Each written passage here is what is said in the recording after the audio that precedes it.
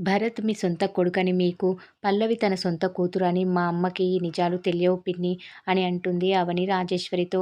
ఆ మాటతో గతంలో నువ్వు నా కొడుకువేంట్రా? నీలాంటి కొడుకు నాకు ఉండి ఉంటే పీక పిసికి చంపేసేదాన్ని అని రాజేశ్వరి అన్న మాటలు గుర్తు చేసుకొని కన్నీళ్లు పెట్టుకుంటూ ఉంటుంది. ఇదంతా నిజం పిన్ని అని అవని అంటే, నోర్ముయ్, మళ్ళీ కొత్త నాటకం మొదలుపెట్టావా? ఇప్పటి వరకు చేసింది చాలదా? ఇంక ఎన్ని నాటకాలు ఆడతావు? ఎంతమందిని మోసం చేస్తావని అరుస్తుంది అవని పైన రాజేశ్వరి. నేను చెప్తే మీరు నమ్మరని నాకు తెలుసు పిన్ని. మీరేమనుకున్నా ఇదే నిజం. మీకు కాలమే సమాధానం చెప్తుంది అని నిజాలన్నీ రాజేశ్వరికి చెప్పేస్తుంది అవని.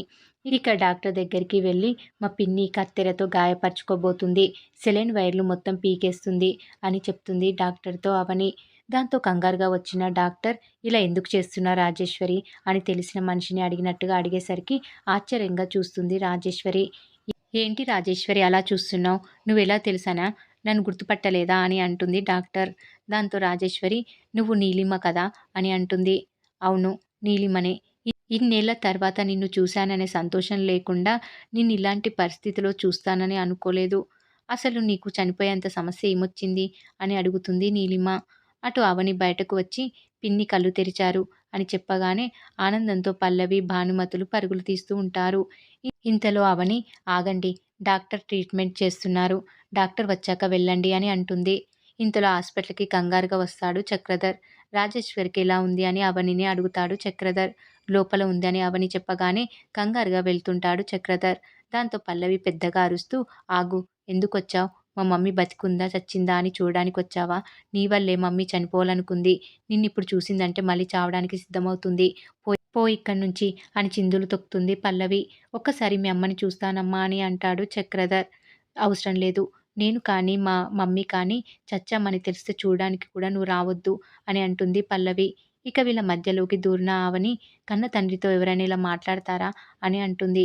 ఏంటి కన్న తండ్రియా? మీ మమ్మీ కోసం మా మమ్మీని వదిలేసి వెళ్ళిపోయిన వాడిని కన్న తండ్రి అని ఎలా అంటావు?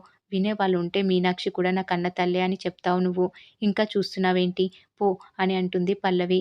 ఇంతలో భానుమతి, ఒసేయ్, మీ అమ్మ కూడా అర్థం చేసుకోకుండా ఇలాగే ఆవేశపడుతుంది. నువ్వు కూడా అంతేనా అని అంటుంది. నువ్వు మధ్యలోకి రాకు అని అంటూ ఉంటుంది పల్లవి. దాంతో చక్రధర్ని అక్కడి నుంచి బయటకు తీసుకొని వెళ్ళిపోతారు అవని, అక్షయ్లు. ఇక బయటకు వచ్చిన తర్వాత జరిగింది మొత్తం చక్రధర్కి చెప్తారు. పల్లవిలాగే అత్తయ్య కూడా ఆవేశపడుతుంది. మీరు రాకుండా ఉండి ఉంటే బాగుండేది అని అంటాడు అక్షయ్.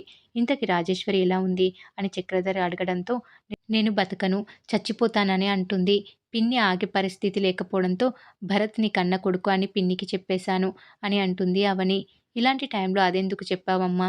ఇంకా షాక్ అవుతుంది కదా అని అంటాడు చక్రధర్. పిన్నిని ఆపడానికి నాకు మరో దారి కనిపించలేదు, అందుకే నిజం చెప్పేశాను అని అంటుంది అవని. ఆ రాజేశ్వరి పంతానికి పోతే ఏదైనా చేస్తుంది. ఇప్పుడు భరత్ తన కొడుకు అని తెలిస్తే వాణ్ణి కాపాడుకోవడం కోసం మీ అమ్మని నిన్ను ఏం చేయడానికైనా వెనకాడదమ్మా. రాజేశ్వరి అనుకుంటే ఏదైనా చేస్తుంది. ఇప్పుడు తనకి నిజం తెలిసింది కాబట్టి తనేం చేస్తుందోనని భయంగా ఉంది అని అంటాడు చక్రధర్. దాంతో అవని, ఆమె చేసేది చూడడం తప్పితే మనం చేయగలిగిందేం లేదు అని అంటుంది అవని. ఇటు చక్రధర్ ఎప్పుడొస్తారో, రాజేశ్వరికి ఏమైందోనని కంగారు పడుతూ ఉంటుంది మీనాక్షి. ఇంతలో భరత్ వచ్చి, ఆయన ఇంట్లో ఉన్నాడా? టెన్షన్గా ఉన్నావేంటి?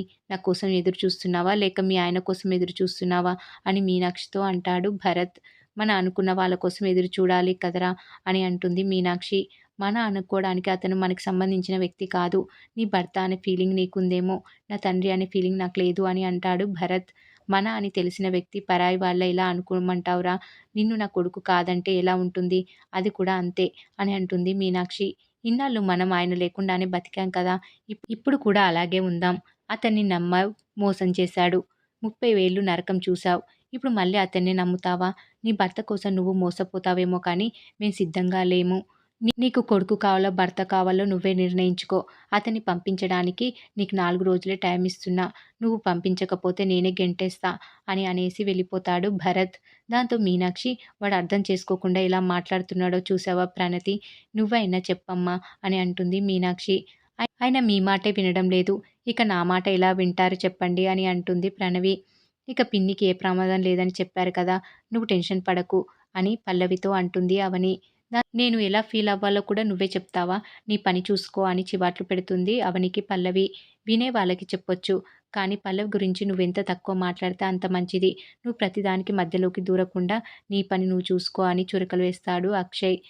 మళ్ళీ రాజేశ్వరి ఏ అఘాయిత్యం చేసుకుంటుందోనని భయంగా ఉందిరా అక్షయ్ అని కన్నీళ్లు పెట్టుకుంటుంది భానుమతి. పిన్ని అలాంటి పిచ్చి పని చేయదు. మీరు ధైర్యంగా ఉండండి అని అంటుంది అవని. నేను చెప్తున్నా కదా! నా మాట వినండి అంటుంది అవని. దాంతో పల్లవి, మా మమ్మీ నీకేదో అగ్రీమెంట్ రాసిచ్చినట్లు చెప్తున్నావేంటి? అంత కాన్ఫిడెంట్ ఏంటి? అని అంటుంది పల్లవి. ఏం చెప్తే పిన్ని అలాంటి ఆలోచన చేయదో అదే చెప్పాను. అదేంటనేది ఎవరికి చెప్పాలో వాళ్ళకే చెప్పాలి. అందరికీ చెప్పే విషయం కాదది. నీకు చెప్పాల్సింది కూడా ఉంది. కానీ ఇప్పుడు కాదు. టైం వచ్చినప్పుడు చెప్తాను అని అంటుంది అవని పల్లవితో. ఇంతలో డాక్టర్ నీలిమ వచ్చి ఆమెకి ప్రమాదం ఏం లేదు.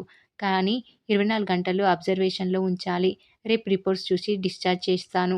ఒక్కొక్కరుగా వెళ్లి చూడండి అని చెప్తుంది డాక్టర్. ఆ మాట చెప్పగానే పల్లవి కంగారుగా మీనాక్షి దగ్గరికి వెళ్తుంది. ఎందుకిలా చేశావు మమ్మీ? అవమానం భరించలేకే ఇలా చేసి ఉంటావు. నీకీ పరిస్థితి తీసుకొచ్చిన అవని, మీనాక్షిని వదిలిపెట్టను. ఎందుకు బతికి ఉన్నామా అని బాధపడేటట్టు చేస్తాను. 10 రెట్లు ప్రతీకారం తీర్చుకుంటాను అని అంటుంది పల్లవి. ఇక రాజేశ్వరి మాత్రం అవని చెప్పిన నిజాన్ని గుర్తు చేసుకుంటూ ఉంటుంది. భరత్ నా కొడుకా? పల్లవి ఆ మీనాక్షి కూతురా? అనే ఆలోచనలో పడుతుంది. ఇక తెల్లారగానే మీనాక్షి అవనిని కలుస్తుంది. రాజేశ్వరిని చూడడానికి హాస్పిటల్‌కి వద్దామనుకున్నా కానీ పల్లవి గొడవ చేస్తుందని ఆగిపోయాను. రాజేశ్వరికి ఏం కాకూడదని అభిషేకం చేయించాను. రాజేశ్వరి ఎలా ఉందో, మీ నాన్నని వాళ్ళు ఏమంటున్నారోనని భయంగా ఉందమ్మా అని అంటుంది మీనాక్షి. దేవుడి దయ వల్ల ఆమెకి ఏం కాలేదమ్మా అని అంటుంది అవని. ఆమెకేమైనా జరిగి ఉంటే ఆ నింద మనపై పడేదమ్మా. ఆ నింద పడకుండా దేవుడే మనల్ని కాపాడాడు. మీ నాన్న ఎలా ఉన్నారు? తిట్టారా? అని అడుగుతుంది మీనాక్షి. ఆ పల్లవి గురించి నీకు తెలిసిందే కదమ్మా అని చెప్తుంది అవని. నాన్న ఆ ఇంట్లో ఉండటం అంత మంచిది కాదమ్మా అని అవని అంటే, అవునమ్మా ఆయన ఉంటే భరత్ ఇంట్లో ఉండనని అంటున్నాడు. వాడు లేకపోతే నేను ఉండలేనమ్మా అని కన్నీళ్లు పెట్టుకుంటూ ఉంటుంది మీనాక్షి. ఇక హాస్పిటల్ బెడ్‌పై రాజేశ్వరి కనిపించడం లేదని నర్సు చెప్పడంతో కంగారు పడుతుంది పల్లవి. కమల్‌ని తీసుకొని వెతకడానికి వెళ్తుంది. మరి ఏం జరగబోతుంది అనేది రాబోయే ఎపిసోడ్‌లో తెలుసుకుందాం.